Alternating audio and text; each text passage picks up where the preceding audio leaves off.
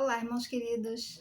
Estamos aqui mais uma vez reunidos para dar continuidade ao nosso estudo do livro Caminho, Verdade e Vida, do Emmanuel, psicografado por Chico Xavier.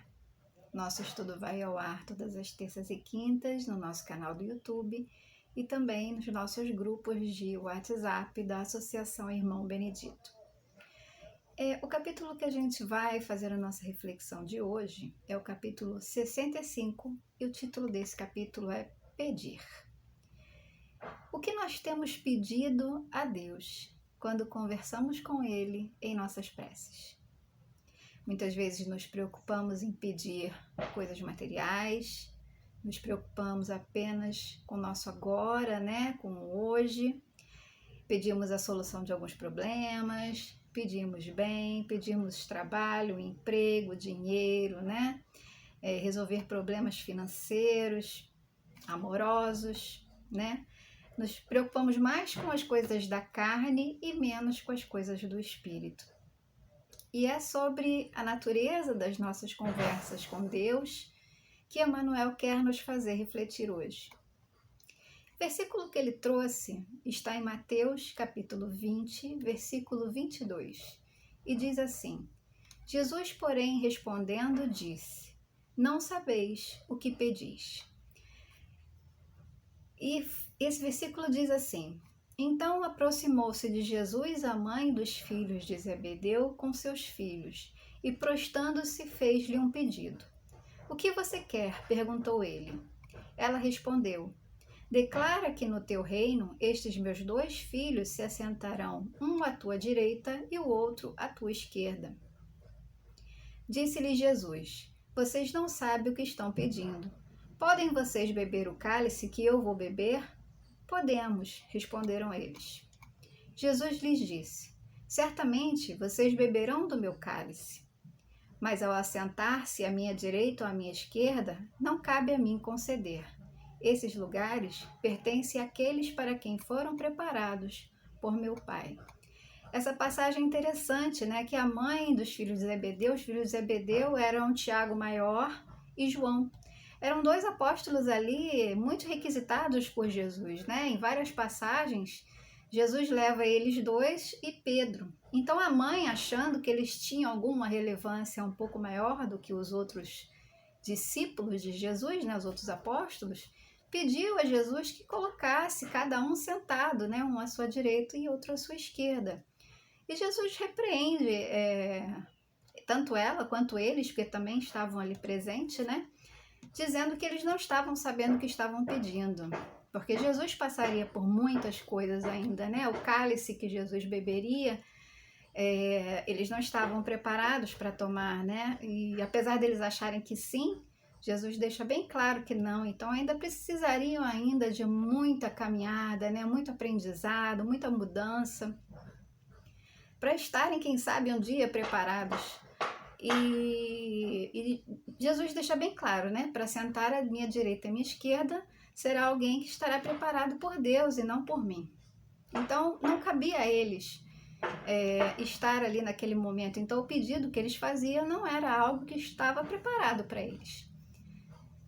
E essa frase de Jesus ela é muito profunda e importante, para todos nós. E aqui eu vou fazer um paralelo com uma outra frase muito comum, que talvez vocês já tenham escutado, e eu acho que vai encaixar bem aqui, que é a frase: cuidado com o que você pede, com o que você deseja, porque você pode conseguir. E analisando bem os nossos pedidos, o que a gente pede no nosso íntimo, imagina o que seria de nós se tudo o que a gente pedisse fosse realizado. Até os nossos pedidos mais questionáveis, O que seria da nossa vida se Deus atendesse? E ainda bem que Deus não atende, Porque Deus sabe o que é melhor para todos nós e o que a gente precisa, O que é bom e o que não é para nós. Não cabe a nós decidir, cabe a Ele, e Ele sabe. E será que a gente vai se orgulhar ou vai se envergonhar do que a gente tem pedido quando a gente chegar no plano espiritual? Porque na nossa realidade espiritual, a gente vai entender realmente o quanto nós fomos tolos muitas vezes, o quanto nos preocupamos mais com as coisas desnecessárias do que com o que realmente importa. E é isso que Emmanuel nos quer fazer pensar hoje, né? Sobre a qualidade de nossas preces, para que a gente reflita no quanto o Evangelho de Jesus está sendo praticado em nós e em nossas vidas. Se Deus quisesse nos punir, Ele atenderia a todos os nossos pedidos, mas é justamente por nos amar que Ele não faz. E Emmanuel começa da seguinte forma: a maioria dos crentes dirige-se à casa de oração no propósito de pedir alguma coisa. Então, Emmanuel já começa aqui a primeira frasezinha dele com um pequeno, né, e amoroso puxão de orelha. E é fato, né? Normalmente, quando a gente vai a uma casa de oração, né, que pode ser tanto espírita, quanto evangélica, quanto católica, né, a nomenclatura aí é o que menos importa, nós vamos normalmente com o propósito de pedir algo, né, porque normalmente estamos buscando alguma coisa, né, estamos buscando algo quando a gente vai a esse lugar, alguma coisa ali está nos incomodando. Poucas são as pessoas que vão para oferecer algo, né? Pessoas que pedem pela oportunidade de ser úteis, de se doar e de servir ao próximo. E aí ele diz assim: raros o que aí comparecem na verdadeira atitude dos filhos de Deus, interessados nos sublimes desejos do Senhor quanto à melhoria de conhecimentos, à renovação de valores íntimos, ao aproveitamento espiritual das oportunidades recebidas de mais alto. E a gente tem ainda essa visão ainda muito egocêntrica, né? Pensando que ao comparecer a um templo religioso, seremos atendidos prontamente, né? E teremos ali todas as soluções imediatas das nossas aflições. Aquela atitude que a gente tem, né, egoísta, de olhar só para o nosso próprio umbigo, como se Deus ou os espíritos amigos nos servissem, né, e nos atendessem conforme a nossa vontade, conforme o que a gente acha que é bom para nós, né?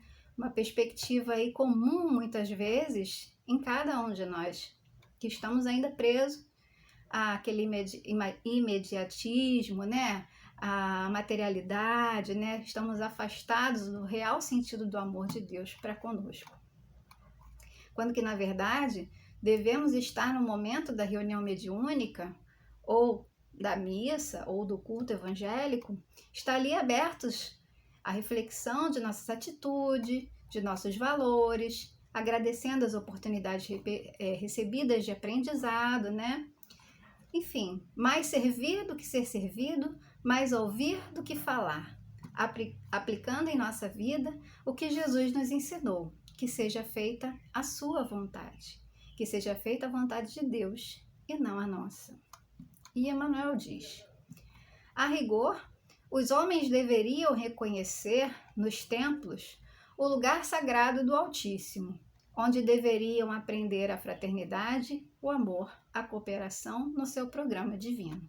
Então, muitas vezes vamos a esses templos de coração fechado, de coração duro, né? Não dispostos a ouvir os problemas do outro, não dispostos a ajudar no que for preciso. Nós vamos apenas pensando em nós mesmos, né? Pensando nos nossos problemas, né? Querendo respostas, soluções imediatas, e não estamos ali abertos ao auxílio do irmão que de repente está passando por uma dificuldade, às vezes até maior do que a nossa, né? Mas como a gente acha que tudo que a gente está passando é sempre pior, né? A gente tem essa mentalidade, a gente entra de coração fechado, de coração duro. E ele diz assim: quase todos, porém, preferem o ato de insistir, de teimar, de se imporem ao paternal carinho de Deus, no sentido de lhe subornarem o poder infinito. Né? Insistimos ainda na imposição das nossas vontades, propondo a Deus uma barganha, né? Eu vou fazer tal coisa, Deus vai me dar o que precisa, né? Eu vou ser boazinha, vou me comportar de tal maneira e vou ganhar o que pedir para Deus, né? Como se Deus não soubesse o que vai no fundo do nosso coração, né? Nem Deus, nem os espíritos amigos, né? Como se eles não tivessem essa capacidade de saber o que está acontecendo. Muito pelo contrário, Eles não conhecem profundamente mais até do que nós mesmos, né? Então não adianta a gente querer camuflar, querer fazer de conta que é bonzinho, ou ser bonzinho só na hora da igreja, só na hora da reunião mediúnica, né? E ali fora você ser uma pessoa totalmente diferente. Então não adianta você tentar essa barganha. Vou ser boazinha, vou fazer tal coisa, eu vou ajudar no centro de tal maneira para poder ganhar, sabe? Isso não funciona. E Emmanuel diz: pedichões inveterados abandonam, na maior parte das vezes, o traçado reto de suas vidas, em virtude da rebeldia suprema nas relações com o Pai. Então, Emmanuel aqui é duro com a gente, né? Nos chamando de pedinchões inveterados. Temos o vício de pedir, o vício de reclamar, de nos queixar sem nada oferecer, sem estarmos abertos a ouvir. Então, como podemos receber se não estamos dispostos a dar? Né? Como podemos ser ajudados se não estamos dispostos a ouvir? Para que a gente possa ser auxiliado, temos que estar em sintonia, abertos a receber, entender que o auxílio nos chegará. Mas como diz Emmanuel, muitas vezes abandonamos o traçado reto e nos voltamos contra a vontade do Pai. Como crianças mimadas que só pensam em si mesmas e se rebelam quando não têm as suas vontades atendidas. E ele diz: tanto reclamam que lhes é concedida a experiência desejada. Olha aí o que a gente falou lá no começo, né? Lembra que eu falei? Cuidado com o que você deseja, que você pode conseguir? Pois então, tanto pedimos, tanto desejamos, que em algum momento conseguimos. Nós plasmamos, né, o nosso pensamento, tornando-os reais. Não se trata de pedir tanto e Deus, já que você está pedindo, então eu vou te dar. Não se trata disso. Se trata da gente mesmo criar a situação ao nosso redor, né? Plasmar aquela situação que a gente tanto deseja ao nosso redor. Então, de tanto a gente querer, a gente pode até conseguir. Mas não porque Deus nos deu, por nossa própria vontade. E ele diz: sobrevêm desastres, surgem dores. Em seguida, aparece o tédio, que é sempre filho da incompreensão dos nossos deveres. Nem sempre o que pedimos é bom para nós, né? Ou estamos preparados para receber. Como no versículo, né, que Emmanuel nos trouxe hoje, os discípulos não estavam preparados para sentar ao lado direito ou ao lado esquerdo de Jesus. Não estavam preparados para tomar o cálice que Jesus tomaria. Só se sentariam ao lado de Jesus aqueles que fossem preparados por Deus. Não era o caso deles.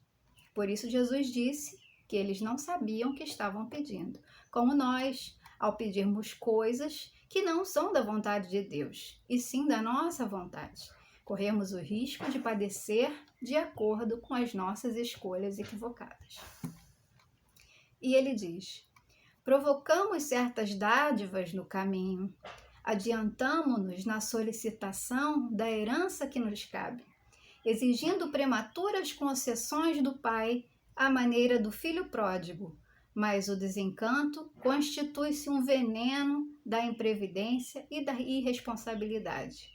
O tédio representará sempre o fruto amargo da precipitação de quantos se atiram a patrimônio do que não lhes competem. Então, quando nos afastamos da vontade de Deus, dos nossos deveres, né, dando valor apenas aos nossos caprichos, os nossos desejos, encontramos o desencanto e o tédio, muitas vezes até mesmo a depressão, né? Como no caso do filho pródigo, como Emmanuel aqui menciona, né? Que quis atender aos seus desejos imediatistas, né? Se desconectando da vontade do Pai e acaba encontrando o sofrimento, a desilusão e a tristeza, né? Essa passagem é muito bonita, que é aquela que o filho pede para o pai a herança que cabe a ele, né? E aí vai para o mundo viver tudo o que ele tinha vontade, e até que chega um momento em que ele se cansa daquela vida, em que ele perde tudo e começa ali a sofrer terrivelmente, tanto que chega a comer a comida dos porcos, né? E aí ele lembra que na casa do pai ele tinha tudo, ele tinha comida, ele tinha conforto, né? E aí ele se cansa daquela vida, ele vê que aquilo não era o que ele esperava e volta para a casa do pai, né? E assim muitas vezes com a gente, né? Quando a gente age dessa forma, quando damos conta do nosso equívoco, voltamos para o Pai, né? Voltamos para Deus. Quando a gente percebe que andou por caminhos aí tortuosos e percebe que o sofrimento está chegando para a gente, ou já até chegou, aí a gente volta, né? Se volta para Deus, se volta para Jesus, como o filho pródigo fez. E aí restabelecemos a conexão com Deus, nos colocando à sua disposição, né? Perdemos um pouco, quando a gente passa, né, pela dificuldade ali, a gente percebe que se equivocou, a gente perde um pouco, né? Desce um pouco desse pedestal de saber tudo, né? E se coloca ali na posição mais humilde, como filhos obedientes, né? Aguardando receber no momento certo o que estamos realmente preparados para ter. E ele diz: tenhamos, pois, cuidado em pedir, porque, acima de tudo, devemos solicitar a compreensão da vontade de Jesus a nosso respeito. Então, a gente deve pedir que tenhamos a compreensão do que Jesus quer para nós, que possamos compreender a vontade de Deus na nossa vida. E é isso que a gente tem que pedir, que a gente tenha compreensão de que tudo tem o tempo de Deus, né? Não é o nosso tempo. Às vezes a gente quer tanto uma coisa e aquilo dá errado e a gente fica frustrado, né? Reclama e fala um monte de bobagem, mas é porque não era o momento certo, né? O momento de Deus, ele chega, mas é na hora dele, não na nossa. Então, que a gente tenha fé na providência divina, porque tudo que a gente precisa já está a caminho. Nos será concedido, sempre que estivermos fazendo a parte que nos cabe. Que a gente possa pedir clareza, entendimento, compreensão, tranquilidade, força, coragem, humildade principalmente, para saber o que devemos fazer diante de cada circunstância que surge na nossa vida. Para que possamos passar pelas dificuldades compreendendo que tudo o que Deus coloca na nossa vida é um aprendizado e que tudo é para o nosso crescimento. Então, que possamos fazer, meus irmãos, como fez João Batista, que diminua eu para que tu cresças, Senhor. Que seja a vontade de Deus feita em nossas vidas, hoje, agora e sempre. Muito obrigada, irmãos, pela nossa reflexão de hoje e espero que a gente se encontre numa próxima oportunidade. Obrigada.